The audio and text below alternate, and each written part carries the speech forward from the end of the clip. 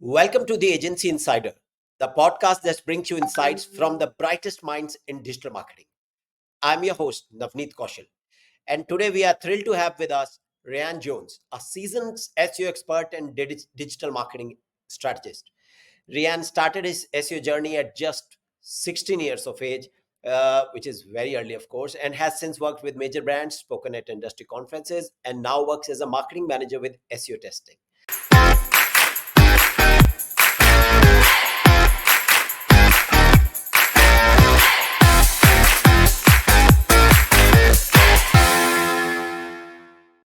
Ryan, welcome to the show. Thank you for having me. Happy to be here. Yeah. So, Ryan, you started your SEO journey, of course, at 16 through an apprenticeship. I am not wrong. And how has that early start shaped your perspective on the industry compared to those who entered later? And first of all, why would you start at 16 the journey in SEO? Okay, so I'll answer the second question first. So I started kind of, in a way, it's still kind of like any SEO starts their journey in the fact that SEO wasn't really the sort of career path that I specifically chose. The way the school system works in the UK is you have to stay in some form of education until you're 18, whether that's college, university, that kind of thing. I was always very adamant that I didn't want to go to university. I didn't think that's not the way I learned. That's not the way I knew I wouldn't have enjoyed it. And after a conversation with my careers counsellor, we decided that an apprenticeship was probably the best route, but I still didn't have any idea of what I wanted to do in terms of my actual career. So I always knew I was good with computers. I enjoyed doing stuff on computers. So chose a marketing apprenticeship under the vision that if I didn't enjoy it, I could just leave. And ended up just falling in love with marketing. And I've been in marketing for this is my 10th year now. So I've been in it for quite a while. And then in terms of how it shaped my sort of understanding of it, I think I'm a bit biased, but I think because I've always learned by doing is I've been able to make mistakes very early on that people, maybe when you're coming out of university at sort of, I don't know, 20, 22, 23 or whatever the age is when you come out of uni, already been and done those mistakes when I was sort of 16, 17, and I've been able to learn from them. And it's put me in a good position now, being the age I am with very nearly a decade of experience now. But yeah, still loving it, still loving every second. So earlier in your career, you transitioned from SEO to web development, right? Yeah, for a little bit, yeah. So what prompted this shift, and how did those web development skills benefit you when you returned to SEO? And I mean, why did you return to SEO eventually? The simple answer is I returned to SEO because I enjoyed it more than doing any web development, really. But my first apprenticeship was only an 18-month apprenticeship. With me being 16 when I started, it still meant that I had to be in some form of education until for at least another 6 months. So I picked another apprenticeship in something that would sort of complement it. And what a better thing to complement SEO than web development, I guess, learning how websites are built. I think that gave me a good advantage going forward. Okay. So as a young professional who has achieved significant success, I mean, what advice would you give to agencies looking to nurture and retain young talent? Invest in them. I was always given good opportunities when I was younger. I think having the advantage of working in agencies when I was the age I was sent to conferences and I was able to learn from the sort of more experienced people in the business. But yeah, if you continue to invest in your staff, I think that they'll continue to invest in you in the same way by like sort of brand loyalty and that kind of thing. I've never had a bad experience at a job as far as I can really remember. I think that's down to sort of picking the right employers, but also taking advantages of all the learning opportunities that they gave and sort of giving back when I can.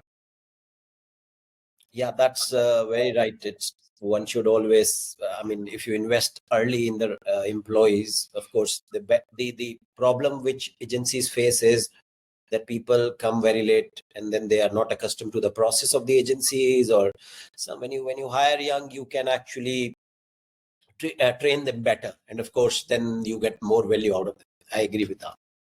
Now, let's talk about SEO testing. Of course, that's what we want to understand more. So, how important?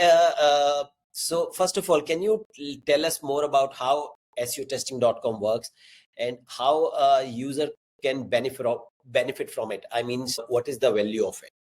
Yeah. So SEO testing is a testing tool. I mean, the clue's sort of in the name, but we work with Google Search Console's API, which allows us to funnel all of your Google Search Console data through our system. And we have a few different test types that allow you can make a change on your site, whether it's something that's like a massive scale as kind of like a site migration, or something really simple as just to like changing the internal link structure of the site, or adding a few internal links to a new blog post that you've got. Okay. And the testing types allow us to monitor the data for that particular page or set of pages that you're testing on, and really show whether it's been a successful test or not. And I think the advantages come from that, because I mean, when we think about it, since SEO has been a thing, we've kind of always done some variant of SEO testing, in a sense that we'd look at some rankings and say, okay, this page isn't particularly ranking as high as we want it to be. Let's change some things, and then let's see where it ranks in sort of, I don't know, a month, 2 months, that kind of thing. But this gives us a better data-driven approach, is we can really drill down and see, okay, we added 15 internal links to this page, and we can see that the traffic to this page has gone from, I don't know, say like 150 visits per month to like 300 pages per month. So you can say that that's been 100% increase. So it just, in terms of the advantages it gives SEOs that chance to show the value of the work that they do. I think sometimes SEO can go under the radar a lot, especially when compared directly to PPC or something like that, something that they can have really measurable impact straight away. So it really allows us as SEOs to feel a bit more value, so we can go to the higher ups and say, look, we've done this and it's resulted in this. And then you can then obviously go on and look at conversion metrics and that kind of thing, but that's a whole other kettle of fish. Okay. So I believe it's as important for the agencies as for the companies doing SEO in-house as well. Yeah, absolutely. So we've got a fair few agency clients at SEO Testing who, whether they're doing it for their own agency or they have SEO testing accounts for clients. But yeah, for agencies as well as in-house, again, it allows us to show that value.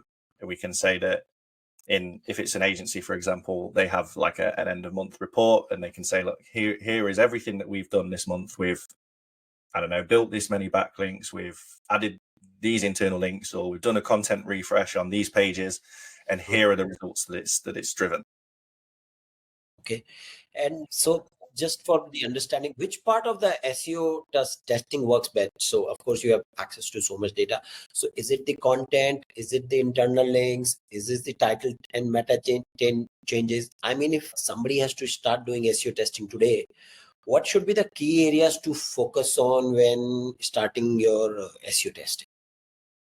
Yeah, I think I kind of wanted to refrain from giving an "it depends" answer in a podcast, but yeah, maybe the answer does have to come in a little bit here. But yeah, there are a few things that you can do straight off the bat when you start up with any SEO testing tool, whether it's SEO testing or not.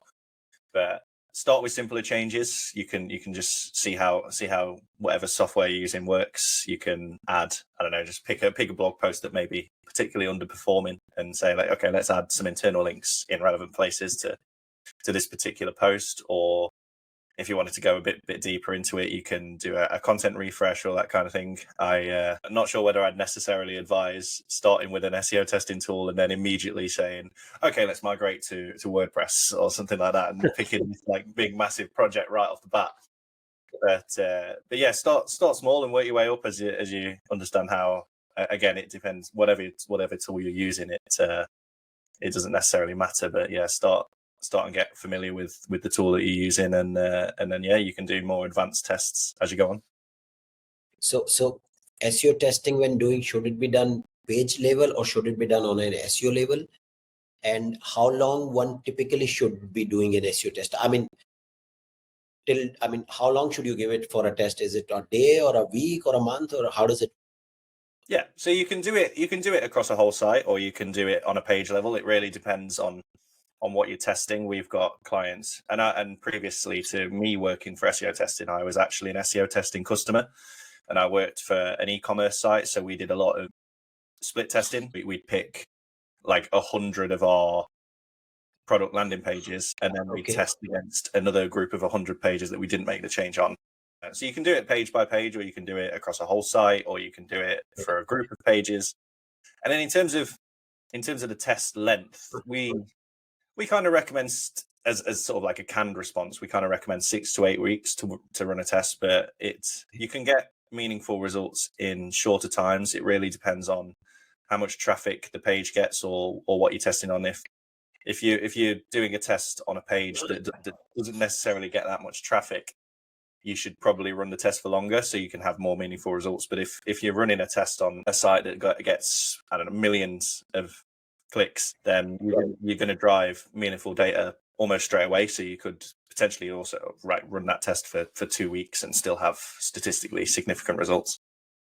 Okay, so it's more about SEO testing. Unless you get more click data, it's not going to help because it's primarily powered with Google Search Console API, right? We've primarily powered with Google Search Console. We do integrate with GA4 as well, just to give you the ability to track different kind of events and stuff. But yeah, with it being primarily click based, you can still run statistically significant tests when you're running on lower clicks, but you just need to make sure that you're running the test for a long enough period of time to generate enough clicks. And does it work on an impression level too? Does it work on a what level, sorry? Impressions. So when Google Search Console gives you the impressions increasing, so does that data also comes into play here? Yeah. All the Google Search Console data comes in. So primarily we work on clicks, but we also pull through impressions, click-through rate, average position, number of click queries, that kind of thing. So yeah, you can anything within Google Search Console's API you can test on. So I'm sure we've got clients who run tests and say we actually just want to rank for more queries. That's what we want to do. So on an average, how many tests run on a daily basis or a weekly basis? I don't have that data. It's quite a lot. I can assure you that it's quite a lot. Even just the tests that we're running on a daily basis, we've got a fair few running every day. Yeah, without looking at the customer data, I wouldn't be able to tell you. Okay. So of course I asked what kind of a testing works better. So let me rephrase and try to get answer from you. So can you share an unexpected insight you have gained from a recent testing at SEO Testing? Yeah.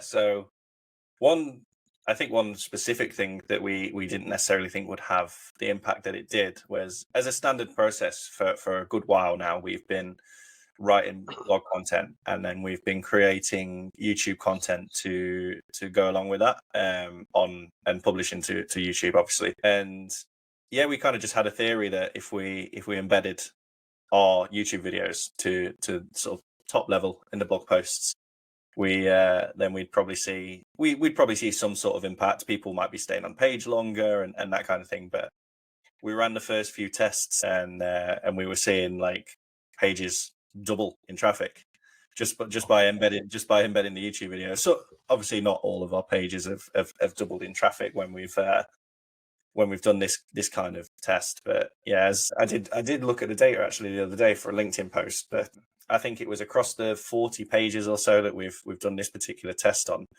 or something like that. We've seen an average of a 40-something% increase in clicks to those pages.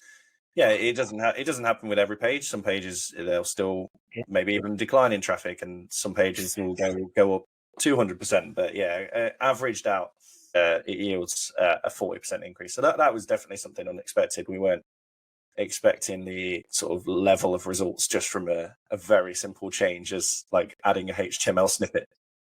Right. So did the rankings change, or what was the traffic? I mean, you incorporate YouTube. So how did where does this traffic source originated then? I mean, the increase. My personal opinion on that particular test is, I think, and we've seen with the recent algorithm leaks that I'm sure everyone's heard about and spoken enough about by now, so I won't go into a massive amount of detail on that. But we've known for a while, and Rand Fishkin was I think the one who sort of pioneered it and championed it while he was back still doing in his SEO days. We've known that Google uses click data and on-page data for a while. We don't necessarily know what level they use it and to what extent, but I think everyone knows that on-page data has some sort of effect.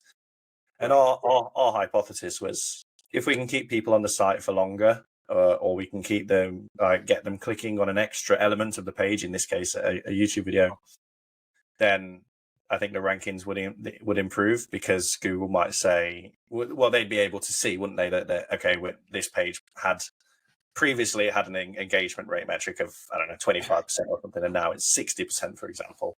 Then that would be in line for them to give it a nice rankings boost for some particular queries. But yeah, we also see traffic coming from, when we're supplementing the YouTube content, we also see traffic coming from different particular places, or whether it's coming through videos and then people landing back on the site. But yeah, from a purely SEO and organic point of view, I think that particular increase has come from the improvement of on-page metrics. Okay, so it's more to do with the dwell time. The more the dwell time is, the better the traffic stays. That's right. Yeah. Dwell time. Maybe they're picking up more events on the page with them clicking a HTML element. Staying on page longer. Maybe even less of, I don't particularly use bounce rate anymore, but maybe people are bouncing less and going back to Google less with the YouTube video on there. I mean, people take in information in different ways. I personally prefer to watch video content rather than read a 20,000 word blog post or something like that. But yeah. So I think, yeah, it's been beneficial all around. Now, let's talk about some of the, based on your experience. So what are some of the common mistakes businesses make when implementing SEO testing, and how do you think they can avoid these pitfalls?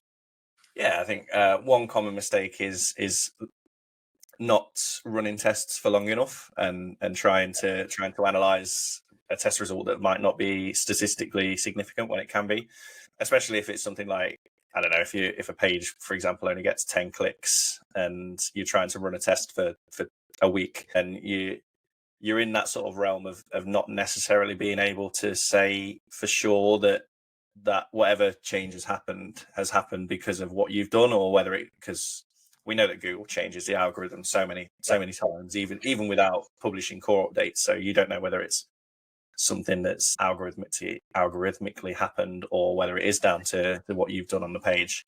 So I think that's probably the biggest mistake, is not letting tests run for long enough, or maybe trying to test the wrong type of things almost. It depends on what your goals are, obviously, but if you're trying to improve traffic for a blog post, and then you suddenly test on something completely different, then yeah, when maybe content refresh is that kind of thing. And another mistake I think probably happens is not then following through with what's happened. If someone does, for example, a content refresh on a site, and then sees, or on a page even, and then sees, I don't know, a 200% increase in clicks, and they just say, okay, that's cool, and then failing to follow through with that sort of precedent that's been created. Whereas we'd look at it from a perspective of, okay, a content refresh generates good results, we can increase traffic, so let's do it across other pages that need to do it.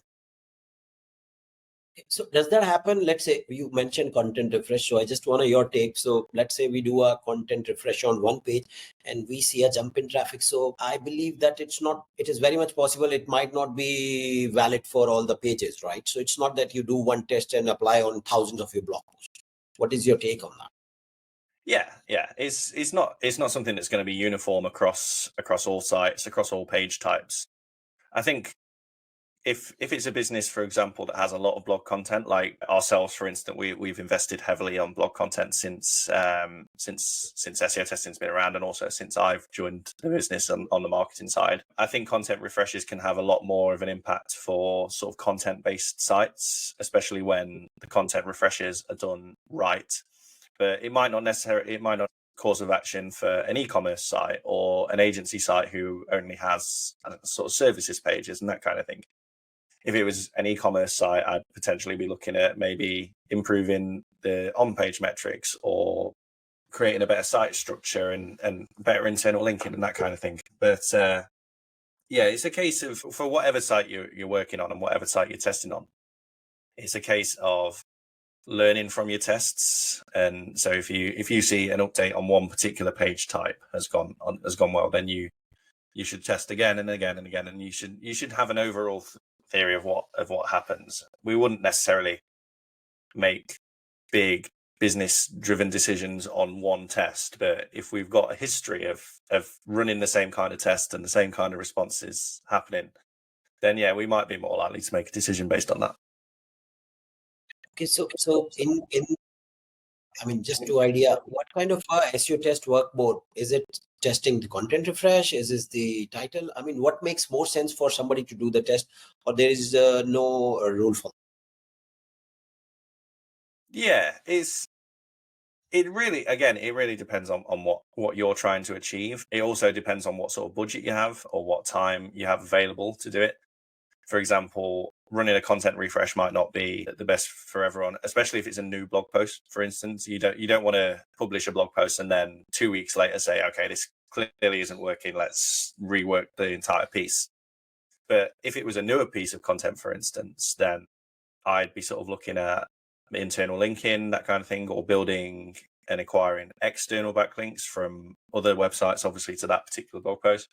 But if it's a blog post that's been sat there for a while and it's kind of stagnated from that sort of, you'll generally see an initial sort of bit of traffic when it's first been published, and then maybe it's stagnated, then maybe you can look at a content refresh for that kind of thing. But yeah, it's going to be different for every business. E-commerce sites, again, for example, I keep using the e-commerce example because that's where I've got a bit of a background in. But yeah, they might be less inclined to invest in content completely, and they might just say, look, the PLPs and the PDPs is what make us our money, so we're going to just test improvements on those, and they might test out a new build of a product landing page and that kind of thing, and that they might see an impact that way. In the same side, an agency site might test on an on-page basis, and they might be tracking a load of GA4 events of like CTAs being clicked or that kind of thing, and they might decide to test on, okay, we've got these services pages, so we're going to add a load of customer testimonials and see if that keeps people on page longer. We're going to see if that keeps people, if that allows them to have customers click more CTAs and that kind of thing. So interesting, you brought a CTA example. So does SEO testing works on PPC landing page as well? I think it should. Not PPC, purely because we run with obviously Google Search Console's API. Right. So we're less of a PPC testing system and more of an SEO system. That being said, with the GA4 integration, it does allow you to test on not necessarily SEO based metrics. You could have, if you've got some landing pages, for instance, that are available to be found organically, and you want to test, you can obviously create a key event in GA4 for that particular CTA being clicked, and then you can make a change to that landing page and say, okay, we can see that whatever we've done has made more people click this particular CTA. But again, yeah, it comes organically through Google Search Console's API. Okay, so most of the SEO testing, I mean, would it happen when somebody has lost rankings, or does SEO testing works well to mitigate risk as well? Which use case is better describes? I don't really think there's a better use case. We've got customers and clients and that kind of thing that do it for different reasons. We've got sort of big businesses who have like a standard level of traffic who are looking to make better use and get more traffic, for instance, when they've kind of stagnated. Or we have people who are making use of the reports that we've got to try and recover from an algorithm update. For example, if they've been hit by a core update, then they might be looking at some of the reports and saying, okay, that these pages have really declined, and so we need to work on these particular pages. And then we've got newer businesses who are using SEO testing as a way to find what works in their niche. But yeah, I don't necessarily think there's a better or worse use case. I think it just depends on what you're wanting to use it for, whether and what sort of stage you're at. All right. So I believe that it's important for a company to. So do you say that it's important for a company to take bold SEO testing or bold risk, or do they not need to do that? Yeah, again, again, I'm trying to rephrase from using it depends, but sometimes that's the only answer that you can give. But again, it really depends on the business and what your tolerance for risk is. If you're and to I suppose use an agency example, it's also going to, you might, as an agency, you might feel more comfortable taking bold risks on your own site, or if you've got test sites, for example, that you use to and say, okay, if we do something and the traffic goes to zero, it's not necessarily going to matter. So you can take more bold risks on those kind of pages if you've got test sites or your own agency site, for example, and when you're not going to be willing to do those same kind of tests on client sites, because obviously if you make a change on a client site and the traffic goes to zero, bad things happen. But yeah, it really depends. And this is why I think a canned bit of advice for people in SEO, whether you're agency side or in-house or a freelance basis, is to always have test sites that you have access to. Whether it can be anything, it can be an affiliate site that you're building on the side, or just a random blog that you just have traffic on, and then you can use those test sites to be bold and do those really risky tests. Whereas that you're not going to be willing to do that on your own site or client sites and that kind of thing, and then you can take the learnings from there and maybe scale down the tests, and then you can start implementing some stuff on client websites based on what you've learned. But yeah, it really depends on what your tolerance for risk is. Some businesses are going to be really bold and they'll say, okay, we have an idea, we're just going to test it straight away. And some are going to be a bit more risk averse, and they might not run particular tests, or they might run sort of scaled down versions of the tests. So in the wake of recent Google updates, of course, one ended a day earlier. So how has this risk taker ability, have you seen it increased or decreased in businesses in general? It's hard to say. I can only go off what I've particularly seen. And for me, what I've seen, I think people are doing the same things that they've always done or always tried to do. And that's kind of create content that's valuable for the user, or create content that matches search intent and that kind of thing. Yeah. I do think you are seeing less of these AI generated, or like 100% AI generated content sites, because I think enough people have seen examples now of those sites just being tanked in, whether it was spam updates or a core update or any kind of core algorithm update. But yeah, in terms of people taking more risks or less risks, I think people are more risk averse now, because they have seen maybe an increased chance of a site going to zero thanks to a core update. I think people will do what they are always going to do. I think it's hard to change people's minds in the SEO industry, and I also think that it's hard for marketers to have nice things, because we tend to ruin it for everybody else. So when content generation became like a big thing, then you saw immediately that there was these like programmatic SEO sites that were being published everywhere, or content sites that were 100% AI. And in my mind, I would see that as a big risk, especially if it was what you were using to generate an income. But yeah, I think people will do as they've always done. They will create content that's good for the user, or they should be doing that at the very least, and they'll be testing on different things. So what I also need to check, so when there is a Google update, do you see an uptick in SEO testing? I believe so. So our canned advice is to stay away from doing SEO tests during a core update. Right.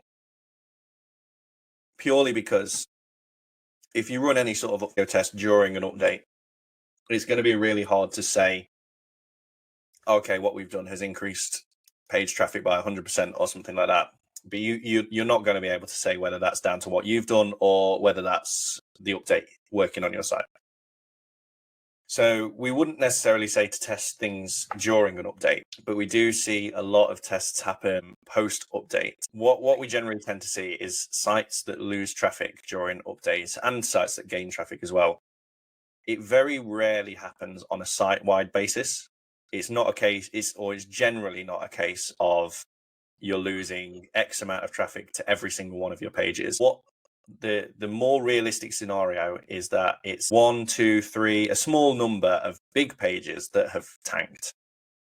And that's where we see the uptick in SEO testing, because people find out what pages have been affected. They change certain things on that page based on what they understand the update to be about. And then they'll test to see whether that's then improve the page and bringing it back up. So we might see people doing full scale content refreshes on those pages that have been affected, or they might work on acquiring some backlinks to those pages or improving the internal linking and that kind of thing. And they're doing different things on these pages that have been affected. Okay. Now, just follow up about the risk taking. So, do you have an example of a time when a calculated risk paid off, or any example or successful example you can share?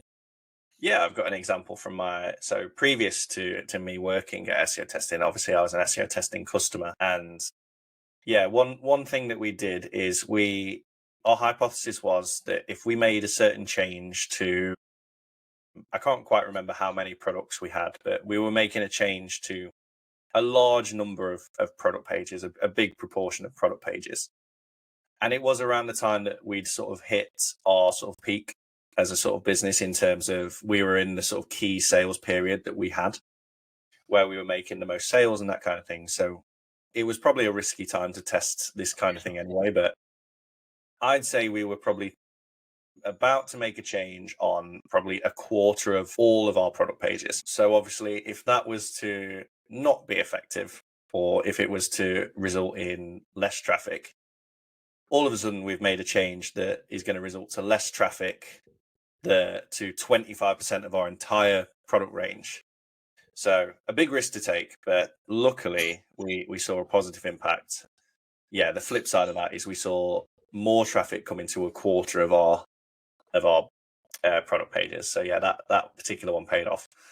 But yeah, for every successful test, you're going to have one, or at least one test that doesn't quite work so well, which is why we say to test on smaller subsets of sites first. I wouldn't necessarily go gung-ho and test on 25% of your entire product range first, but we'd been testing for a while and we felt comfortable making that change based on previous tests that we'd done. Okay, so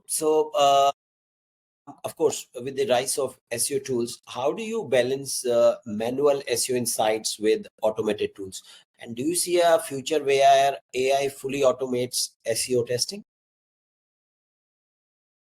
I don't personally see a future where AI fully automates SEO testing. I see a future where AI plays a big role in the SEO testing that's done, and that can come in different ways. I could say AI having a use case for providing testing ideas, and us like, you might have an AI assistant built within a tool that says, okay, here I've looked at these pages and here are some things that I think you should test on, and then us going through and saying, okay, yeah, we can test on that, or we won't test on that. Or I suppose the flip side of it is, depending on how advanced AI does get, which I imagine is going to be very advanced, right, we might have a hypothesis ourselves and then use AI to make the change on the pages for us and that kind of thing. And then you can have different bits. You can have AI assistants in analyzing test results and that kind of thing. You can, even now, you can plug the data into ChatGPT and ask it to analyze the results of a test for you. But yeah, I do see a world where AI does have an impact. I don't think it will be 100%, but I think it will have a big helping hand. Okay. And I mean, where do you see SEO testing evolving in, let's say, next 5 years? And what technologies or methods do you think will revolutionize the way businesses approaches SEO testing? Well, that's a good question. I'd have to speak to the founder, I think, to have a better understanding. But at least from my personal point of view, I'd like to be at we obviously have targets where we want to be in terms of monthly recurring revenue and traffic and that kind of thing, which I won't disclose here for obvious reasons. But yeah, we have targets that we're looking to hit in terms of where we want to be. I think we'll have made substantial changes to the tool based on our own ideas that we think will improve the tool. We do implement a lot of customer feedback as well. So we have an internal Slack channel where customers can share ideas and stuff. And obviously we all have emails and stuff where people can suggest ideas. So I think the tool will be a lot more advanced. Going back to what we were just saying about AI, I have a feeling there may be more potential integrations with ChatGPT and that kind of thing as the tool evolves and gets more advanced. But yeah, in terms of where we want to be, we've got a good idea of where we want to be, and that's going to involve more different kinds of blog content, that kind of thing. We obviously want to be doing more marketing stuff in terms of different avenues. We obviously have ideas of where the tool is going to be and how many people are going to be using it, and we kind of want to evolve to be one of the key voices, if we aren't already, in terms of SEO testing and that kind of thing. And I think we're making the right strides to do that. But there's still a lot more work to do, and I'm obviously excited to be doing it. So any exciting new updates coming with SEO testing? Yeah, we've got a few things in the pipeline. I won't share on here purely because I'm not sure of the stuff that we've shared internally that isn't yet ready for external use. But yeah, we make updates to the tool every single month. Yeah, there's different things coming. We have different versions. We've got stuff that's in private beta now and that kind of thing. We've got stuff that's moving to being released in the next sort of couple of weeks or so, and then we've got more longer term things that we want to be doing anyway. All right, let's talk a little bit about SEO strategies. Of course, you've been doing SEO for long. So how can one compete with big brands when it comes to the SEO? Yeah, absolutely. So in terms of, I think it all starts with where your content comes from. It's all well and good creating a big keyword list from Ahrefs or something like that, and so they're putting a keyword in and say, okay, now we've got 700 content ideas that we should all go and we should go and create 700 pieces of content. I don't necessarily think that works particularly well. It can work, obviously, but I think you're going to have the best success, at least when you're starting out, is by listening to customers and that kind of thing, finding out what problems they have and solving those problems first and foremost. Our example is we have a big library of Google Search Console based content. Because we're a tool that uses Google Search Console, that's naturally, we want to solve the problems that people are having with Google Search Console. So we have a library of content that ranks well about GSC and the problems that people are having, and we'll tell them how to solve it. And then at the end, we'll just stick a little call to action and say, if you're interested in obviously using Google Search Console better, then you might want to give us a try and that kind of thing. But one of our core values is to just share everything that we know, which is why we have a big library of blog content about more general SEO stuff. We have content about SEO testing. We have content about Google Search Console and content coming about Google Analytics and that kind of thing. So yeah, start by solving the problems that your customers and potential customers are having. That's first and foremost. Create content that matches search intent, all the sort of standard advice that you get. Create good content. Make sure your site's well optimized from a technical standpoint. Make sure you're acquiring relevant backlinks as like first and foremost, and then you can focus on backlinks that are like really high value, but make sure they're actually relevant to what you're writing about and that kind of thing as well. I think that has a better chance of success. And yeah, I think you can take what the big brands are doing and implement that on a smaller scale, and then as that scale grows, you can do more. Okay, and I mean, most of it sounds like a topical authority, right?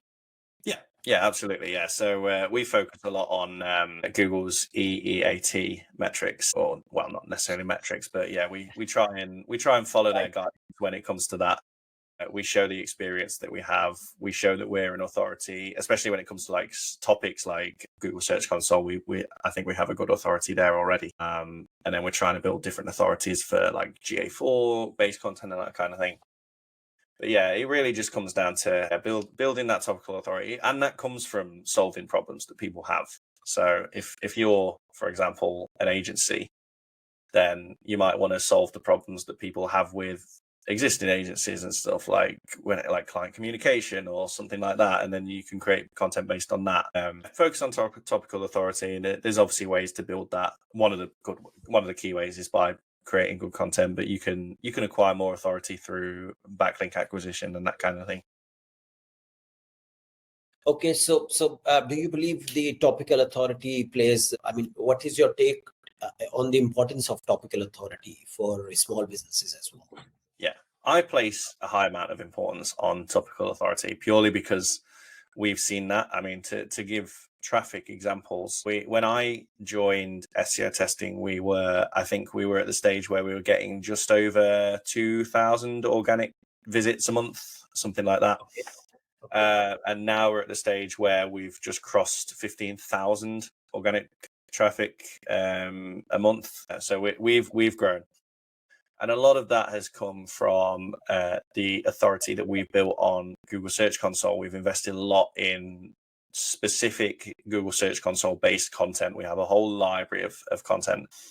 We've found now that we can write a topic on Google Search Console and start ranking on page one pretty quickly for that specific topic. There's obviously different factors that come into that.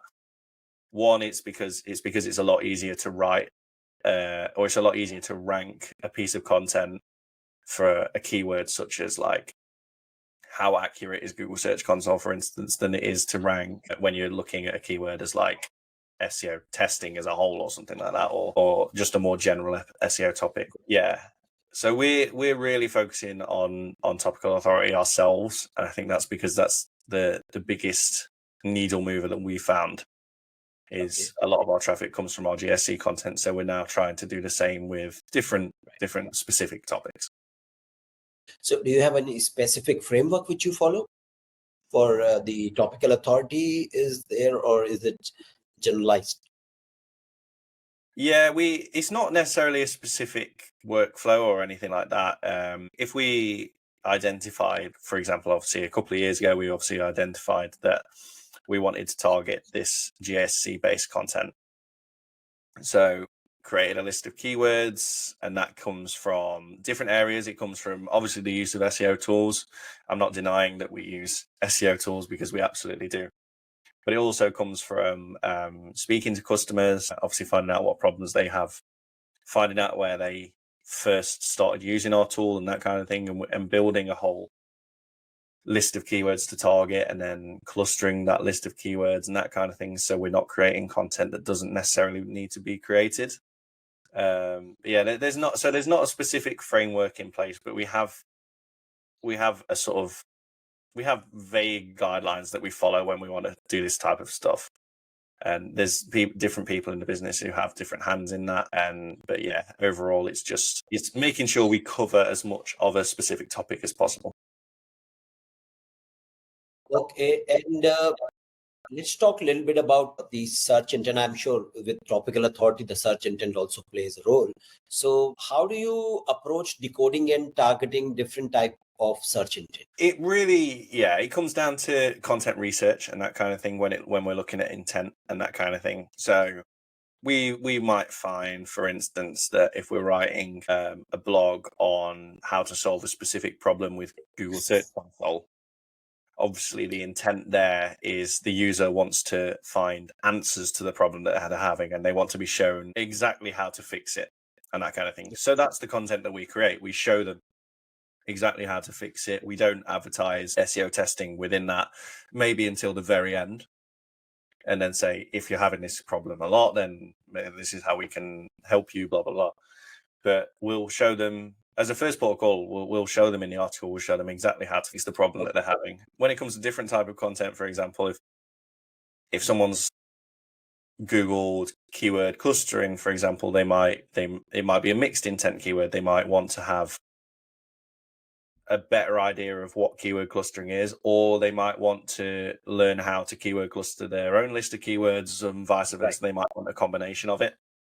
But yeah, it comes down to research. It comes down to Googling for a start. Google the keyword that you want to rank for, see what's ranking up there already, and then creating the same type of content. And then you can add different bits to it that might help the user sort of following that process.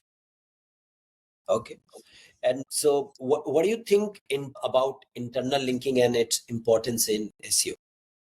Internal linking is massively important. I think it's, my personal opinion is one of the most important things you can do. I think for a lot of businesses, it might even be more important than acquiring external backlinks.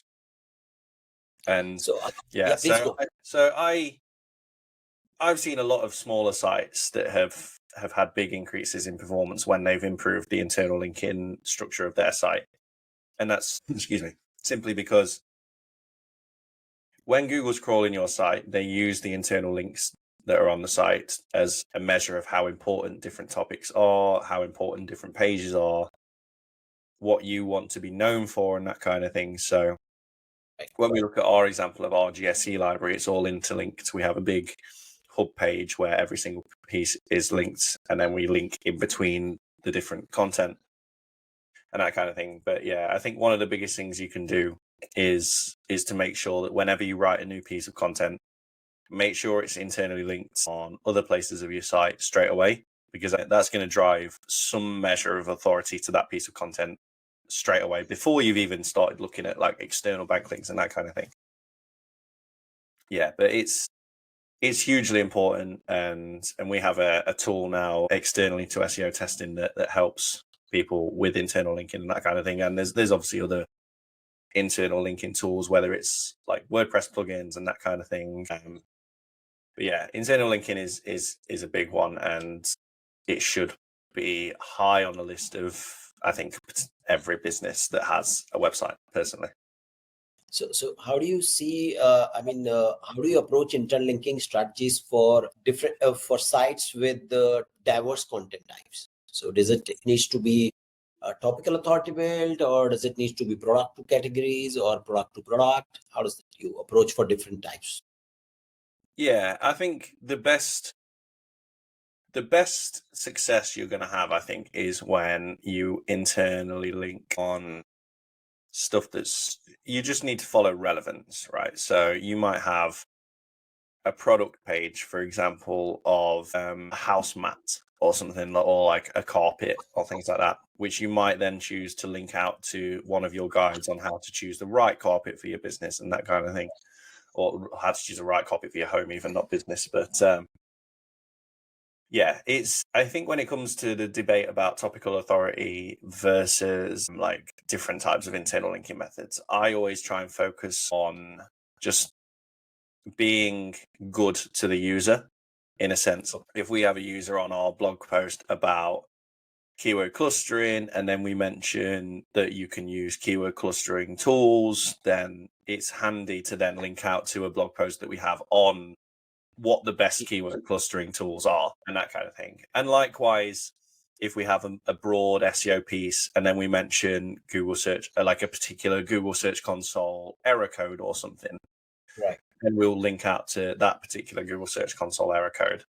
So I think that you're always going to have a mix. Obviously, if you're building out content clusters and that kind of thing, the big bulk of internal links that you have will be interlinked between them, but you're always going to have examples of linking out to different content types when it's relevant for the user.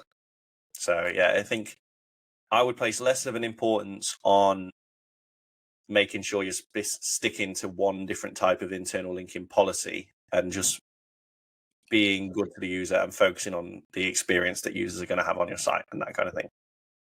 Okay. So does it make sense for example, you spoke about the examples for which most of these are blog posts, but does it make sense for an e-commerce site to link from a product page to a blog post, or it's no rules for that?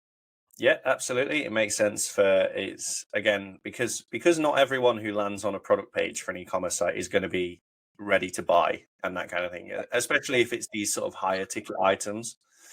You're Right. going to have people at completely different buying stages. You might have different touch points. You might have found for your site, for instance, that someone lands on that same product page 8 to 10 times before they buy. For cheaper Right. products and stuff, you might find that obviously they land on a product page once and then they buy. But yeah, again, it's because people aren't going to be at the same stage as everyone else on the site. You need to be aware of what the users are going to. You need to be aware of. So yeah, linking out to product page or linking out from blog posts to product pages, vice versa, is absolutely fine. So while we are at e-commerce SEO, I mean, let's talk a little bit about e-commerce SEO because you also have an experience in e-commerce, right? Yeah, absolutely. Right. So what are some of the common challenges of an e-commerce SEO? I think one of the big challenges that people have when it comes to e-commerce sites is because again it's different. The biggest challenges that people are going to have are going to be different compared to for different site types. So when it comes to e-commerce sites, you obviously want to make sure that your site hierarchy is really nailed down and the structure of your site is good, and you want to make sure that your site, because you're going to have different tiers of content. You're going to have like your product pages are going to be maybe a bit lower in the site hierarchy and that kind of thing. So you really want to make sure and drill down and make sure that search engines can crawl every layer of your site. And I think that becomes less important in other content types. So yeah, it really depends where you are, but e-commerce sites, the biggest challenges they're going to have are internal linking, site structure as a whole. Then they'll look into different problems with like conversion rates on different product types and that kind of thing. Yeah, their problems are going to be completely different to the problems that we have, for instance, on like a more content-based site. Right. So what's a technical SEO issue that you find is often overlooked on e-commerce websites? Oh, that's tough. Yeah, because site hierarchy is always is a big one, but it's not necessarily overlooked because people know of the big importance. But I think people sometimes might not look at Google Search Console as much as they should in Okay. terms of they might not look at their indexing report, which is a massively useful tool, whether you're content based or e-commerce based. But in my opinion, especially if you're e-commerce based, because you'll be able to look at that report and pick up patterns of pages that aren't being indexed, and you might find that there's a problem with that. You might have orphan pages and that kind of thing. And yeah, speaking of orphan pages, I think that's something that's often overlooked on e-commerce sites because people are more focused on different things. But you might have, pages that you might have product pages, for instance, that end up being orphaned if you change your site structure at some point along the way and that kind of thing. But yeah, I think some of the biggest overlooked things often come down to like the little things when it comes to site structure. Okay. Of course, you started at a SEO and now you work as a marketing manager. So my Mhm. question is around that. So in your experience transitioning from SEO to broader marketing roles, what skills do you think are most crucial for SEO looking to make a similar move? Yeah, so it might be a bit different for me, for instance, because I still have one of my main focuses is still on the SEO side of things. But if you are looking to transition from purely SEO to a broader role, whether it's looking at marketing or conversion or that kind of thing, anything as a whole, I think it's important to utilize people in your network that you know who might be more advanced or have other roles for you. So when I first took the job at SEO testing, I had people that I follow on Twitter or LinkedIn who had the same job title that I then reached out to for advice. I think it's important to look at different. It's important to make sure that you're not siloing your knowledge and that kind of thing. So making sure, so for example, I have a process of whenever I start work, I'll use the first 20 minutes and just read over some new blog posts on sort of authoritative blogs that I follow and that kind of thing. And when I was an SEO manager at an e-commerce site, I was more focused on the SEO side of things, but now I'll look at blog posts about brand, I'll look at blog posts about PPC, even though we don't put a lot of budget at the minute into paid, I'll still make sure my knowledge is up there. So if our founder Nick does then email me, he might email me tomorrow and say, Ryan, when you're back after your holiday, we want to put this amount of budget into PPC. Can you do it? And it's my job to then make sure that I've got enough knowledge to go, yeah, okay, I'm confident I can do that and I can run that. And likewise, it's going to be different because for me, SEO testing is a small business. We have a really small team and we have a small marketing team, but you might be joining as the marketing manager and you might have a team of 30 people under you, for instance, if you're joining a bigger company. So leaning on them as well, you might have the role where you're their sort of line manager and that kind of thing, but it doesn't mean that you can't go to them for advice on different things. So yeah, leaning on your network is a big one. Keeping your knowledge up to speed on all the different facets of marketing that you're going to have a sort of hand in is useful. And yeah, leaning on different people for their insights is a big one too. Okay. So we're just running short of time. I'm just going to ask a couple of more questions very quickly. So you have worked with niche manufacturing client as well, right? I mean, you were working. So how do you approach SEO for a highly specialized?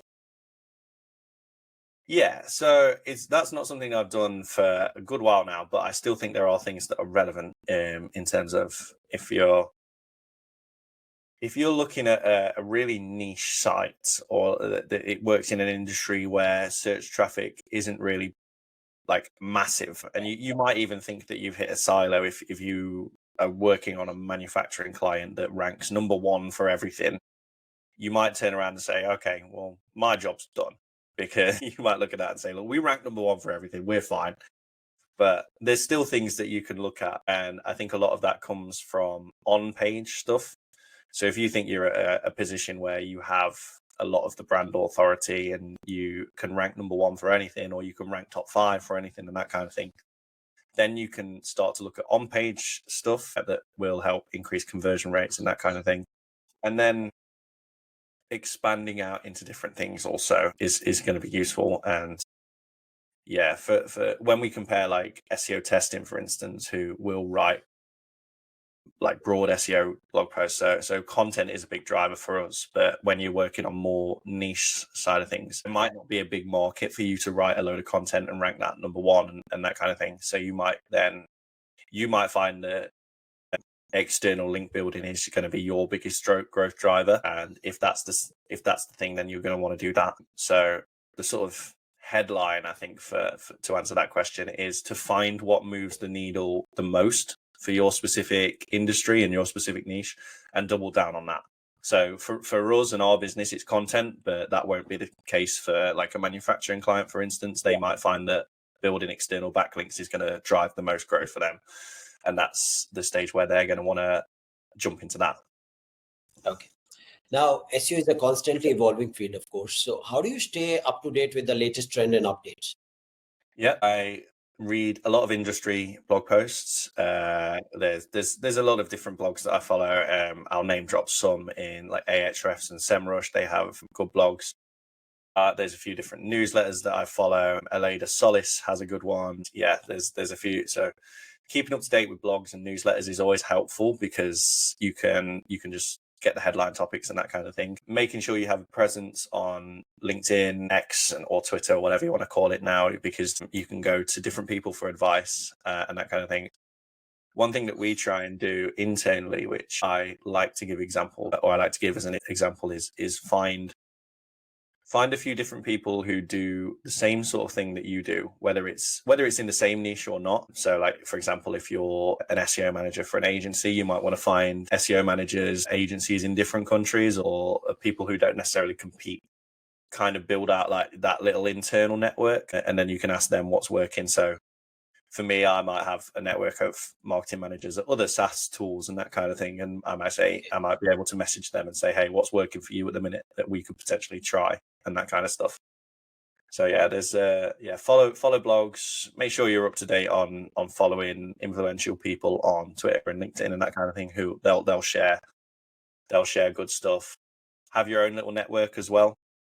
And yeah, so I think that kind of question is always easy to answer in SEO, because for as much crap as there's put in the SEO world, there's a tremendous amount of people there who are willing to share what they know and help us as well. So making sure you're following them as well is always good.